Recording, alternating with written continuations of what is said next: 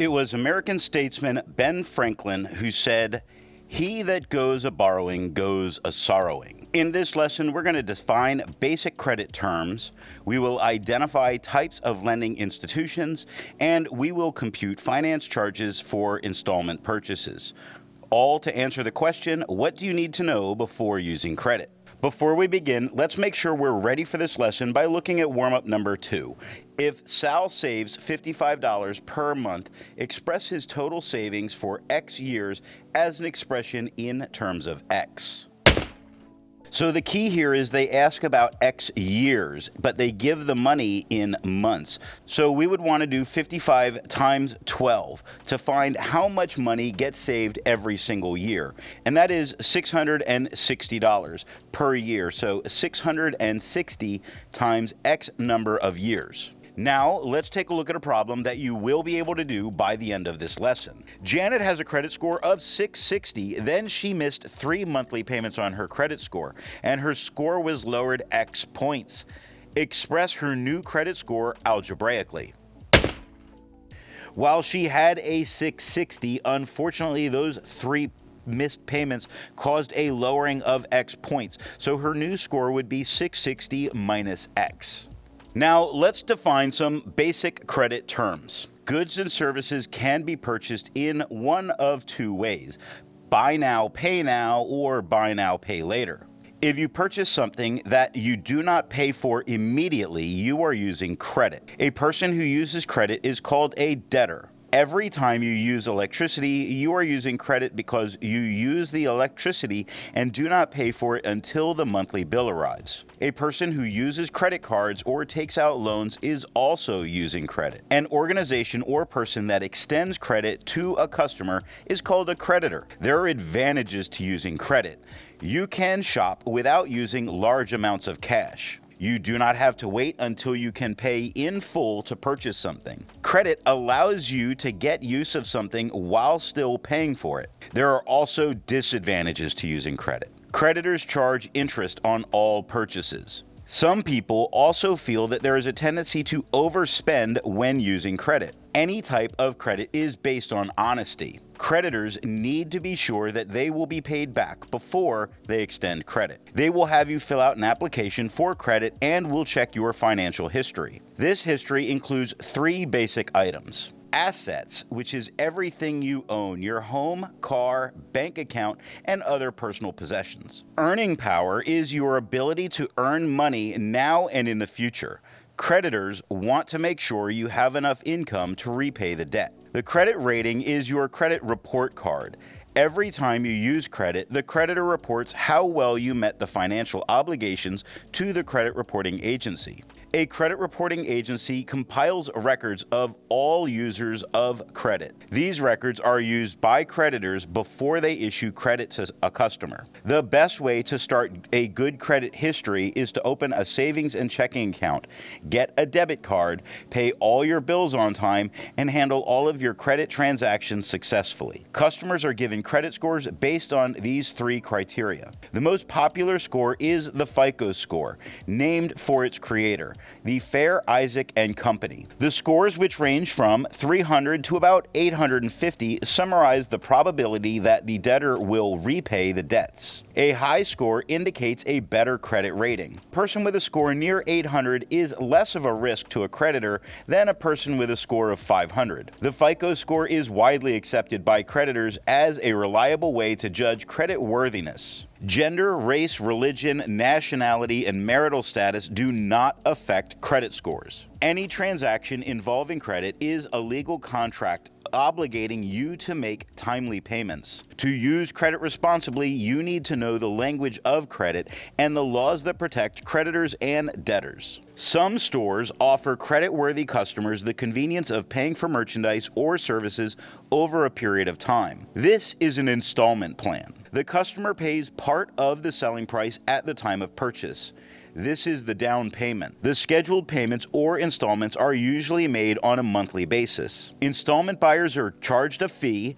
This fee is the interest and is added to the cost. Whenever you purchase something on an installment plan, you are immediately paying interest on the purchase amount. When you buy on an installment plan, you immediately take possession of the item, agreeing to make payments of the purchase price plus interest over a period of time. Installment plans differ from deferred payment plan. A deferred payment plan also requires you make a periodic payment, but there is no interest charged if these payments are made on time. With a deferred payment plan, you are paying the same price for the item as if you paid for it in full at time of purchase. With a deferred payment plan, you take possession of the item immediately. Installment and deferred payment plans differ slightly from a layaway plan. With layaway plans, the customer does not receive the merchandise until it is paid for. It is held in the store for a fee. When all the payments are made, you can take possession of the item. We're going to learn about these plans in the upcoming examples.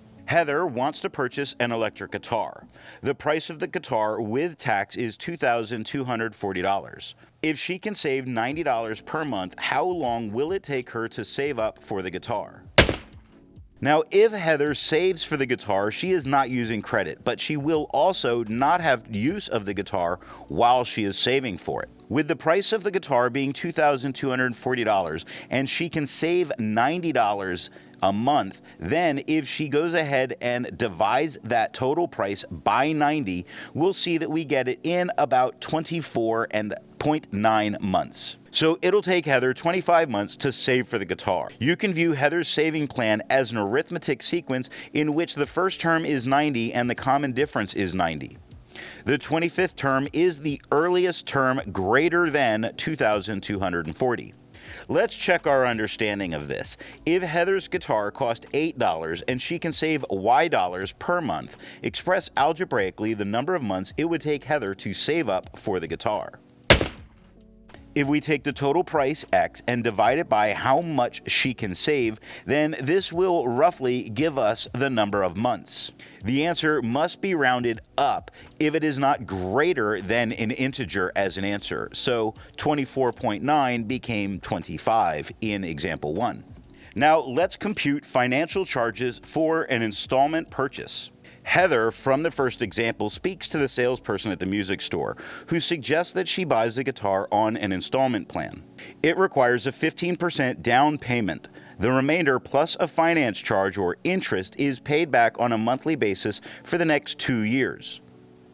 The monthly payment is $88.75. What is the finance charge? So the first thing we need to do is find what her down payment is, which is 15%. And when we multiply by 0.15, we get $336. So Heather pays the store $336 at the time of purchase. Now she has to make 2 years or 24 months of monthly payments of $88.75.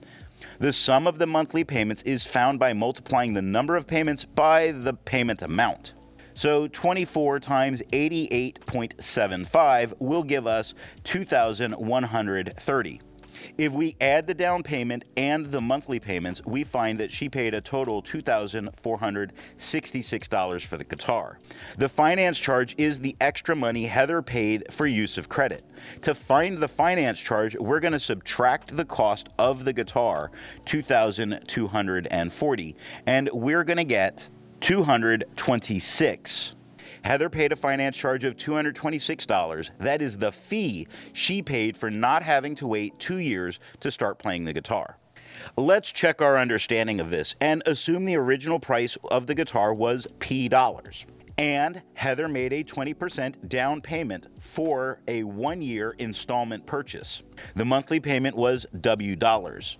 Express the finance charge algebraically. Well, we understand that the purchase price being multiplied by her down payment, which is 0.2 for 20%, added to the 12 monthly payments of W. Now, with that, we would subtract the actual purchase price in order to find out how much it is that she had for the guitar. If you wanted to combine these like terms, then what you would have is 12W minus 0.8P. Carpet King is trying to increase sales, and it's just instituted a new promotion. All purchases can be paid on installment plan with no interest as long as the total is paid in full within 6 months. There is a $20 minimum payment required. If the Schuster family buys carpeting for $2,134 and makes only the minimum payment for 5 months, how much will they have to pay on the 6th month? Now, this is a common business practice today. It's almost like a discount, except instead of saving money off the purchase price, the customer saves the finance charge. If the Schusters pay $20 for 5 months, then they will have paid $100 towards the carpeting. Knowing that the carpet cost $2,134, then we get $2,034. So they will have to pay $2,034 in the 6th month. If this is not paid in full, there will be a finance charge then imposed. Let's check our understanding of this. The Whitendale family purchases a new refrigerator on a no-interest for 1-year plan. The cost is $1,385. If there is no down payment, if they make a monthly payment of X dollars until the last month, express the monthly payment algebraically. Well, if they made equal payments all the way through, then they would be looking at $1,385, the full purchase price, divided by X, which would be an even division of all of it in order to find out what their monthly payment is. In the case of we take the total amount, $1,385, and subtract 11 payments of X dollars, where X might be a minimum monthly payment, this is going to leave a balance on the 12th month, which would be greater than the other 11. Cecilia purchased $4,322 worth of home appliances on an Appliance Depot deferred payment plan. The plan allows the customer to make no down payment, and there is no payment at all for 3 months. If the entire $4,322 is paid in full before the 3 months is up, there is no interest. This is the store's way to persuade customers to make purchases. If it is not paid in full within the 3 months, there is a finance charge with an APR of 21.6% applied each month going back to the first month. If Cecilia makes a full monthly payment a week after the 3 months expired, what is her finance charge? The first thing we need to do is take that APR of 21.6 and divide it by 12 to find out that their monthly finance charge is 1.8%. Now, to find the interest after 1 month, we will take the 43.22 and multiply it by 0.18 to get a finance charge of $77.80. If we add that $77.80 to the original purchase price, then what we get is $4,399.80. So that becomes the balance for the 2nd month before computing the 2nd month. By multiplying this by 0.18, we now find $79.20 is the 2nd month's finance charge. Adding that to the balance at the beginning of that month, we get $4,479. Calculating the interest on that by multiplying by 0.18, we get $80.62. Adding that to the previous balance, we get $4,559.62. So the amount due after 3 months has expired is $4,559.62. If we subtract the original price of $4,322, we get $237.62. Cecilia cost herself $237.62 by being only a week late, which is a great deal of money. Imagine if it was a 1-year deferred payment plan and that it was then paid late. Let's check our understanding of this. If Cecilia's plan was a 2-year deferred payment plan and she paid a week late after 2 years, would her total interest be more than $1,800? If we use the compound interest formula, we know that the purchase was for $4,322. And the interest rate annually was 21.6%, which is 0.216. It compounds monthly and for 2 years. So if we substitute all of the numbers in, we'd be able to see that there would be a total paid of $6,631.80. If we subtract the original purchase price of $4,322, we find that there is interest paid of $2,309.80, which is significantly more than $1,800. Circuit Town is having a huge sale on large screen TVs, and Anita purchased a 60-inch curved screen TV for $2,045.15, including sales tax. This purchase was made on a 6-month layaway plan. She had to pay a monthly payment of $361. What is the sum of the monthly payments, and what was the fee charged for the layaway plan? So the first thing is to figure out how much she actually paid. 361 times 6 is $2,166. Now that was her total cost of the TV, but the TV itself cost $2,045.15 with tax. So we can subtract that from what she paid in total to get $120.85. The layaway fee for the purchase is $120.85. Keep in mind, Anita was able to lock the sale price by buying the layaway plan, even though she didn't have the full amount at time of purchase. But she does not have use of this item immediately. Let's check our understanding of this. Marty is making a layaway purchase of a $1,500 couch at Frank's Furniture Store. He will be paying $156 every 2 weeks for 20 weeks on a layaway plan. What is the layaway fee for this purchase? The first thing we need to actually understand is that with it, if it's 20 weeks long and it's every 2 weeks, there are 10 payments. At $156 per payment times 10, that's $1,560. Subtract from that the $1,500 that was the original purchase price of the couch, and we find that $60 was the fee. Your credit score affects the interest rate a creditor charges you, and borrowers with lower credit scores pay higher interest rates. This is because they are at a greater risk to the lender. Lenders are always concerned about a borrower who may default on a loan. A debtor defaults when they fail to make payments according to the schedule set up when the loan originated. Credit scores change as new data about people's credit becomes available. FICO scores higher than 700 signify a good credit rating, and those above 770 are considered excellent. Generally, any person with a credit score below 600 is considered a significant risk to the creditor. Individuals with credit scores at 700 or greater qualify for the best interest rates available. Mike has a credit score of 720. Tyler has a credit score of 560. Mike and Tyler apply for identical loans from Park Bank.